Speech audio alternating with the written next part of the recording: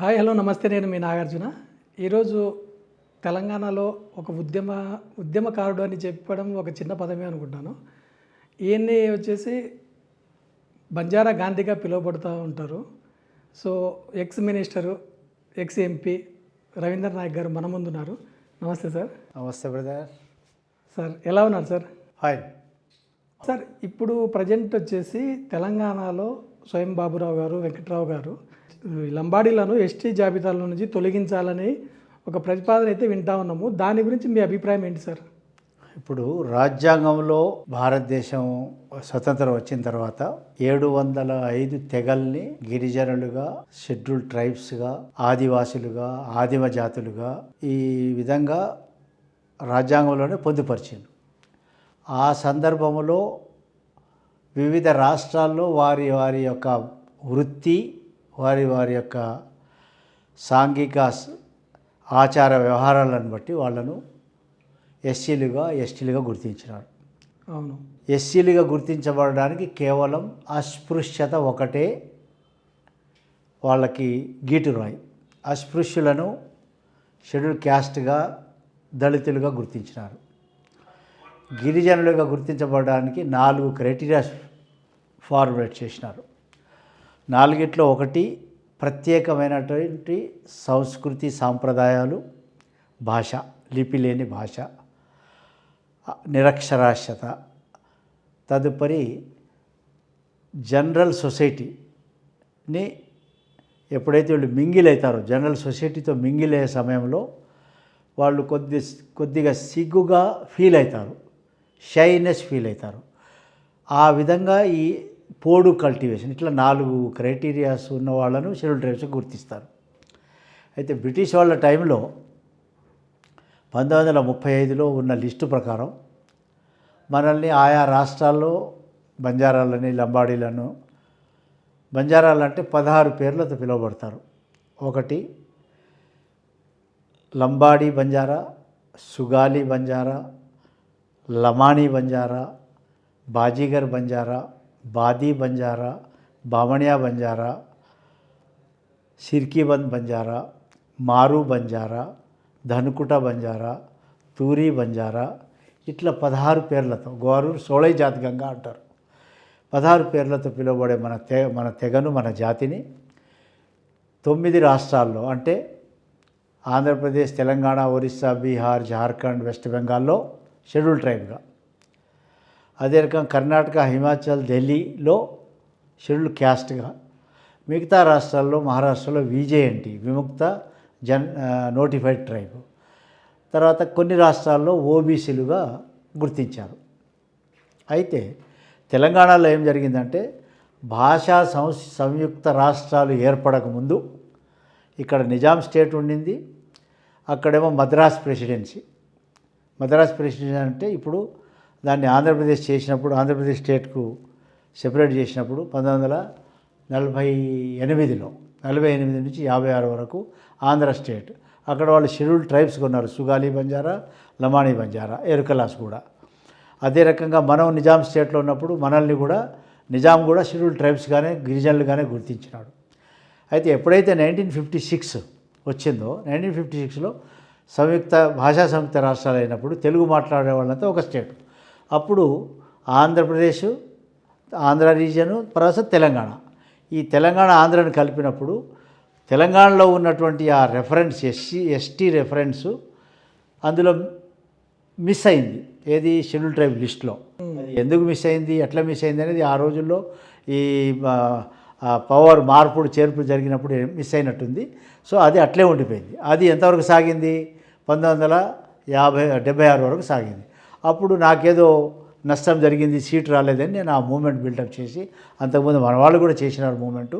అయితే నా నాయకత్వంలో అది 108/1976 పార్లమెంట్ అమెండ్మెంట్ యాక్ట్ ద్వారా లంబాడీలు, బంజారాలు, సుగాలీలు, ఎరుకలాసులు షెడ్యూల్ ట్రైబ్స్గా గుర్తించినారు. అది పక్కా పార్లమెంట్ యాక్టు, కేంద్ర ప్రభుత్వం యొక్క రెజల్యూషను, ప్రెసిడెంట్ కాన్సెంటు, పక్కా నోటిఫికేషను, పార్లమెంట్లో బిల్లు అమెండ్మెంట్ జరగడం, పాస్ కావడం, తర్వాత జీవో ద్వారా మనం షెడ్యూల్ ట్రైబ్ అయినాం. మనం కాకముందు తెలంగాణ వాళ్ళు షెడ్యూల్ ట్రైబ్ కాకముందు ఇక్కడ గిరిజన జనాభా కేవలం 2.5% మాత్రమే. అది కూడా ఆదిలాబాద్లో ఒక 4-5 అసెంబ్లీ స్థానాలు, 1 ములుగు స్థానం, తర్వాత 5 ఏమో ఖమ్మం.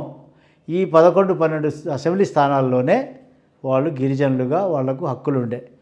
ఎప్పుడైతే మనము షెడ్యూల్ ట్రైబ్స్గా గుర్తించబడ్డామో మన తోటి ఆంధ్ర ప్రాంత లంబాడీ సుగాలీలు ఎస్టీలు అయినట్లు మనమైనామో ఆ రోజు నుంచి మన జనాభా 6.5% పెరిగింది. ఎస్టీల జనాభా అంటే జనాభా మీదనే రిజర్వేషన్లు వస్తాయి, జనాభా మీదనే టోటల్ జనాభా మీదనే బడ్జెట్ వస్తుంది. కాబట్టి ఇందులో ఒక ట్రైబు ఇంకో ట్రైబు హక్కులు కొట్టేసే సమస్య తలెత్తదు. ఇది మన వాళ్ళకి అంటే అక్కడి అమాయకులకు తెలియదు. ఒకటి.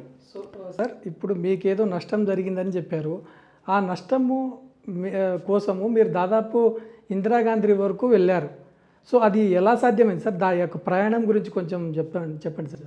అది చాలా పెద్ద స్టోరీ. ఏమంటే ఇప్పుడు మెడికల్ సీట్ రానందుకు నా తోటి ఆంధ్ర ప్రాంత బంజారాకు లంబాడీకి సీట్ వచ్చింది. తెలంగాణలో ఉన్న నాకు సీట్ రాలే.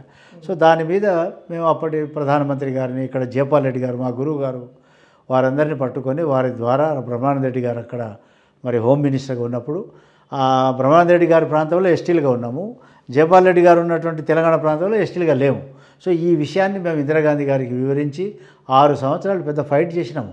రోజుల్లో దేవరకొండ, అచ్చంపేట, ఇబ్రాహీంపట్నం, మహేశ్వరం, జడ్చర్ల, షాద్నగర్, వికారాబాద్, కల్వకుర్తి ఈ ప్రాంతం వాళ్ళే ఇక్కడ లేబర్లకు ఉండేవాళ్ళు. వాళ్ళని వెంబడి తీసుకొని వాళ్ళ ద్వారా 6 సంవత్సరాలు ఫైట్ చేస్తే సరే అది యాక్ట్ పాస్ అయింది. పాస్ అయిన తర్వాత మనం ట్రైబ్గా గుర్తించబడిన తర్వాత మన ట్రైబల్ జనాభా ఆంధ్రప్రదేశ్ స్టేట్లో 6.5% అయింది. తదుపరి సోనియా గాంధీ గారు మన అందరి సాక్రిఫైసెస్ యువకులు ఆత్మహత్యలు చేసుకున్నారు. సో తెలంగాణ ఇవ్వక తప్పదని చెప్పి ఆమె దయదాల్చడం వల్ల తెలంగాణ వచ్చినందుకు మన జనాభా 10%కి వచ్చింది. సో మన జనాభా పెరిగిన కొద్దీ మన బడ్జెట్ పెరిగింది, మన రిజర్వేషన్ పెరిగింది.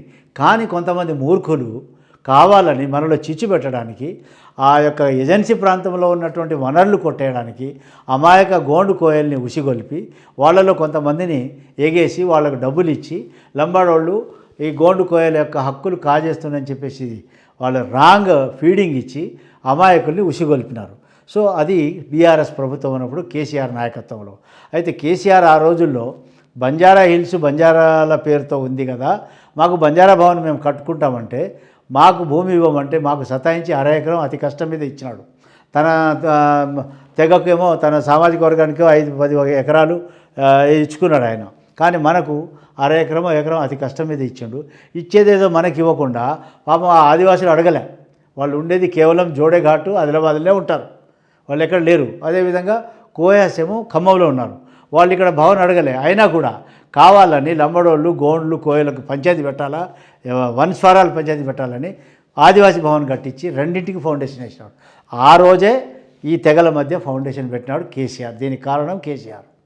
సో ఎందుకు పెట్టినాడు కేసీఆర్ అంటే మనం కొట్లాడుకుంటుంటే వేరే తెగల వాళ్ళు ఫార్వర్డ్ కాస్ట్ వాళ్ళు 1/1779 యాక్ట్ ప్రకారం 1/70 యాక్ట్ ప్రకారం వాళ్ళ భూములు కాజేసుకోవచ్చు, వాళ్ళకు ఉన్నటువంటి వనరులు దోసుకోవచ్చు, అదేవిధంగా వాళ్ళ యొక్క హక్కుల్ని ఈజీగా మనం లాక్కోవచ్చు. లంబడోళ్ళు ఉంటే మనం అది చేయలేము.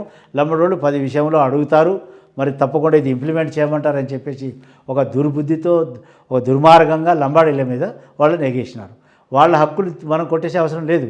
ఒకవేళ ఇక్కడ చాలా నేను మాధ్యమాల వాళ్ళకి పేపర్ వాళ్ళకు కూడా దండం పెట్టి చెప్తున్నా, మీరు అర్థం చేసుకోండి. ఒకవేళ లంబాడీలే కనుక ఆదివాసుల హక్కులు అన్నీ కొట్టేసి ఉంటే, టోటల్గా కొట్టేసి ఉంటే, మాకు లభించే 10% రిజర్వేషన్లు ఉన్నాయి కదా, అందులో కేవలం 3% ఇంప్లిమెంట్ అయింది. ఇంకా 7% అట్లే ఉంది, అది ఇంప్లిమెంట్ కావడంలే. మరి లంబాడీలు ఎట్లా ఎక్కువ కొట్టేసినారు వాళ్ళ హక్కుల్ని? ఇది ఎవరు అడగరు. అదేవిధంగా ఐటీడీఏలు అది కేవలం ఏజెన్సీలకే ఉన్నాయి. మాడా ప్రాజెక్టులు మా ప్లేన్ ఏరియా వాళ్ళకు ఉంది, మాడా ప్రాజెక్టు బడ్జెట్ లేదు. అదే ఏజెన్సీ ప్రాంతానికి కేంద్ర నిధులు వస్తాయి, ప్రత్యేక కేంద్ర సహాయ నిధులు ఆర్టికల్ 275(1) ప్రకారం. మరి ఇవన్నిటినీ కాలరాసి వాటిని అన్నిటి చూడకుండా కేవలం లంబాడీళ్ళు తెలుగుగల్లోళ్ళు ఆ హక్కుల్ని మంచిగా ఉపయోగించుకుంటారు, అవకాశాలను ఉపయోగించుకుంటారు, ఫాస్ట్గా ఉంటారు, కష్టపడతారు. మరి రాజ్యాంగం ఏం మనం దేశాన్ని స్వాతంత్రం ఎందుకు తెచ్చుకున్నాము? బాగుపడడానికి తెచ్చుకున్నాం, అభివృద్ధి చెందడానికే స్వాతంత్రం. మరి అభివృద్ధి చెందడానికే ఈ వర్గాలకు రిజర్వేషన్లు ఇచ్చినాం. మీరు బాగుపడిపోతున్నారు అనడం ఇది అవివేకము, ఇది కావాలనే ఒక కుట్ర, లంబాడీల వెనుక జరిగేటువంటి కుట్ర. ఈ కుట్రాన్ని భగ్నం చేయడానికి మేమంతా రెడీగా ఉన్నాం, మేమేమో ఖాళీగా కూర్చొని లేము. అయితే కాంగ్రెస్ పార్టీ ఇందిరాగాంధీ గారు ఉన్నప్పుడు మన జాతికి ఎంతో మేలు చేసింది. మహారాష్ట్రలో మన వాళ్ళు నాలుగు పర్యాయాలు, వసంతరావు విపి నాయక్ ఏమో 3 సార్లు ముఖ్యమంత్రి, అదేవిధంగా సుధాకర్ నాయక్ గారు ఒకసారి ముఖ్యమంత్రి, అప్పుడు మంత్రులు ఉన్నారు, ఉత్తమ్ రాథోడ్ గారు 5 సార్లు ఎంపీ, అదేవిధంగా చాలామంది అక్కడ ఎమ్మెల్యేలు మంత్రులు అయినారు. అదే రకంగా కర్ణాటకలో పిసిసి ప్రెసిడెంట్గా కేటీ రాఠోడ్ ఉన్నాడు ఆ రోజు, ఇంతవరకు ఎవరు కాలే. అదే రకంగా అక్కడ మంత్రులు అయినారు, ఎమ్మెల్యేలు అయినారు. ఎల్ఆర్ నాయక్ ఐఏఎస్ రిటైర్డ్, ఆయనకు రాజ్యసభ ఎంపీ ఇచ్చినారు. అదే రకంగా మనం షెడ్యూల్ ట్రైబ్ అయినాక తెలంగాణలో నేను మంత్రి అయినాను, ఎమ్మెల్యే అయినాను, ఎంపీ అయినాను, national SC ST commission member అయినాను. మరి చాలామంది ఇక్కడ ఎంపీలు రాజ్యసభలో మన వాళ్ళు ఎంపీలు అయినారు.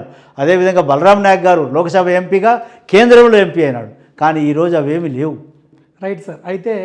అయితే కాంగ్రెస్ చేసినటువంటి మేలు ఇదే విషయాన్ని ఈరోజు మేము కేంద్రంలో కూడా ఇప్పుడు భాజపా ప్రభుత్వం మోదీ గారు పదే మన గురించి ఎన్నో విషయాలు చెప్తున్నారు, బంజారా అంటున్నారు.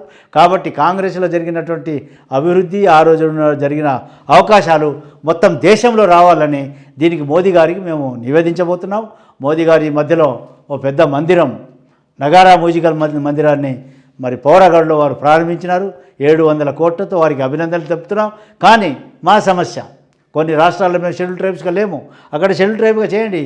మీరు ఒకే రాష్ట్రం ఒకే ఎన్నిక అంటున్నారు, ఒక రాష్ట్రం ఒక కాన్స్టిట్యూషన్ అంటున్నారు, 1 నేషన్ 1 రేషన్ అంటున్నారు. Why not 1 nation 1 Banjara, why not 1 nation 1 reservation అని చెప్పేసి అడగబోతున్నాం. కాబట్టి బంజారాలు ఐక్యమత్యంతో ముందుకు నడవాలా.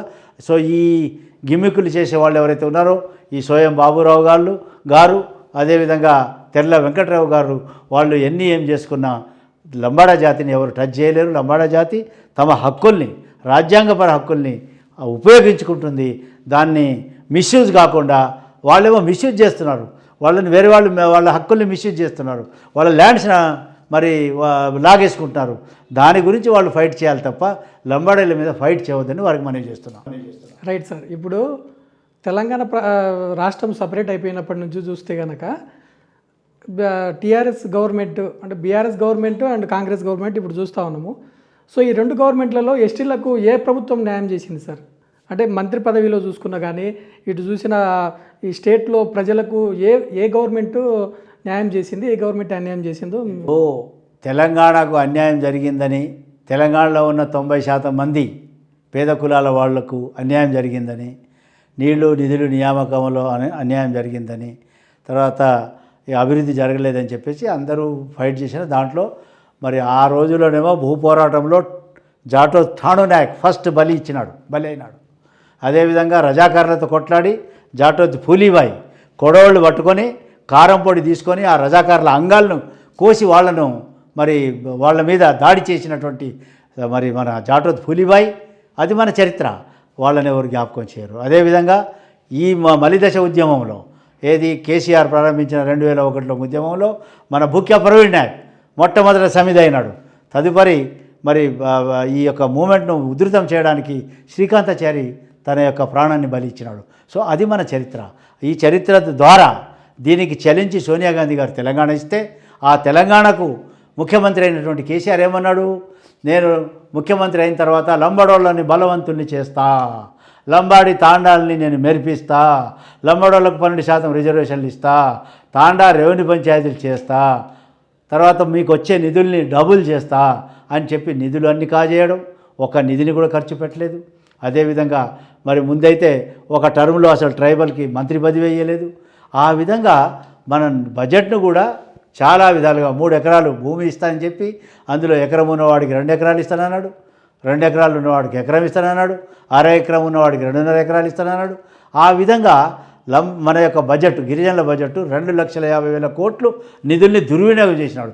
ఆ నిధుల్ని ఇక్కడ ఈ మన నెక్లెస్ రోడ్ బ్యూటిఫికేషను, మరి tank bund beautification, commission Kakatiya, అదేవిధంగా ఈ కాకతీయకు ఖర్చు పెట్టడం, కాళేశ్వరానికి ఖర్చు పెట్టడం, డివేట్ చేసి మా బడ్జెట్ అంతా దుర్మార్గంగా అవినీతి చేసింది. కాబట్టి కేసీఆర్ ప్రభుత్వంలో మన 6,000 పాఠశాలలు తాండాల్లో, గూడాల్లో వాటన్నిటిని క్లోజ్ చేసినాడు. జీసీసీ పని చేయలేదు, మరి ట్రైకార్ పని చేయలేదు, అదేవిధంగా ఐటీడీఎల్ పని చేయలేదు, అదే రకంగా మాడా ప్రాజెక్టులు లేకుండా పోయినాయి, ట్రిప్కోలు అసలు అవపడలేదు, ట్రిమ్కోలు లేకుండా చేసేసినటువంటి ప్రభుత్వం కేసీఆర్ ప్రభుత్వం. ఆ రోజు మన 2 లక్షల కోట్ల నిధుల్ని దుర్వినియోగం చేసినటువంటి ప్రభుత్వం అది. అయితే ఈ ప్రభుత్వం వచ్చినాక మీరు చెప్పింది ఇప్పుడు ఈ ప్రభుత్వం ఆ ప్రభుత్వం తేడా, ఈ ప్రభుత్వం వచ్చినాక రేవంత్ రెడ్డి గారి నాయకత్వంలో వారు చెప్పినటువంటి ఏదైతే ప్రామిజులు ఉన్నాయో 6 గ్యారెంటీలు, 6 గ్యారెంటీలలో ఫ్రీ బస్సు కానీ, సన్న బియ్యం కానీ, ఎలక్ట్రిసిటీ 200 ఇండ్ల విషయంలో కానీ, మరి ఈ దీంట్లో 90% మంది లంబాడీలకి దీంట్లో లాభం అవుతుంది. రుణమాఫీలో కూడా 90% మంది లంబాడీలకు రుణమాఫీ జరిగింది. సో ఈ విధంగా సో ఆ గవర్నమెంట్లో ఏం జరగలేదు సార్, ఏ మాత్రం జరగలేదు.